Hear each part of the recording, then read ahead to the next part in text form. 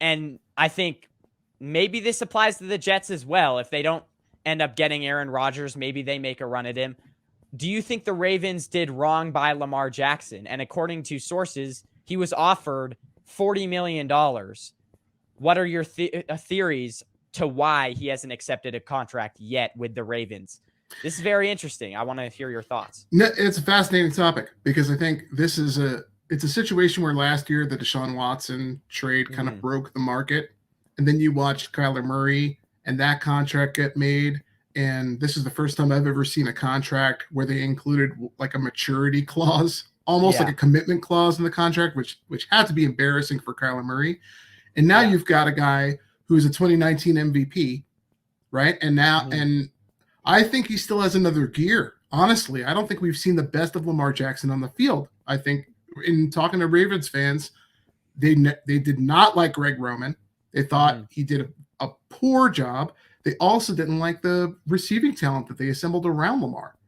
So here he is representing himself practically. I mean, I know what his mom is his agent, I suppose, but really it's him managing a mega deal. And Baltimore, that's a seasoned front office. This isn't guys who just got in there yesterday, and they have a way that they like to operate and go about their business.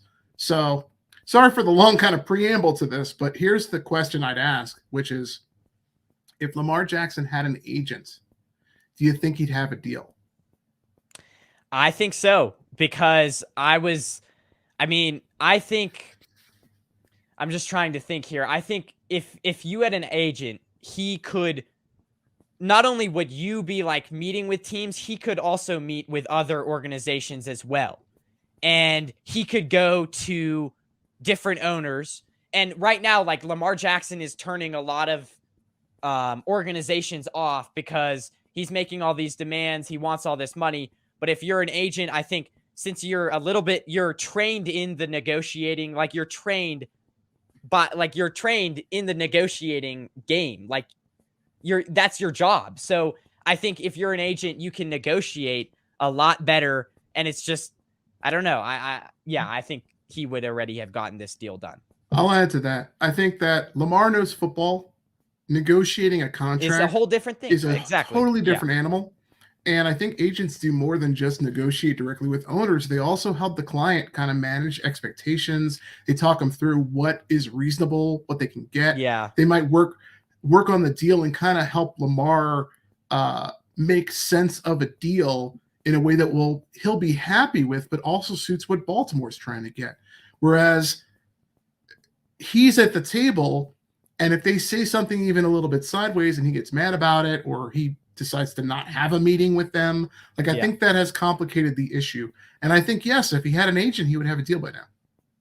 And also, if you have to look at this logistically, like if he has to meet with all these teams and hold down an NFL and train and hold down a whole NFL job, I mean, that takes out a big part of your day, training and working out and eating good food and whatever, and getting ready for the off season. Then how much time do you really have to meet with all of these teams? So a lot of this is done over the phone, and you know how over text, over the phone conversations can go. You don't know the person's emotions, and things can come off as rude. So I think that's a big part of it as well. I also think that Daniel Jones really destroyed the market.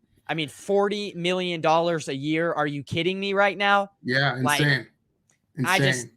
I think really Lamar Jackson's ultimate goal is to wait until we see maybe Joe Burrow. Well, Joe Burrow is next year, right? He gets his extension next year, I think.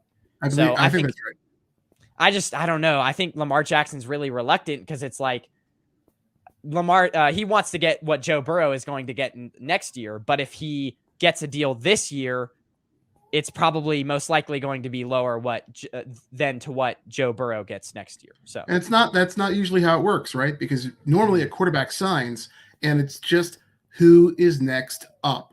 Yeah. And then the contracts go up from there. Like that's just kind of how it looks. Frankly, Tua's deal is kind of an anomaly, I think, in that regard. But normally it's like the next guy is going to get more money than the last guy who signed. And you would think, to your point, I mean, I would think that Lamar would want some closure and focus back on football, get his mind right, and get moving. instead of trying to broker a deal. But it seems like he's committed to what he wants to earn. So we'll see how long the stalemate continues.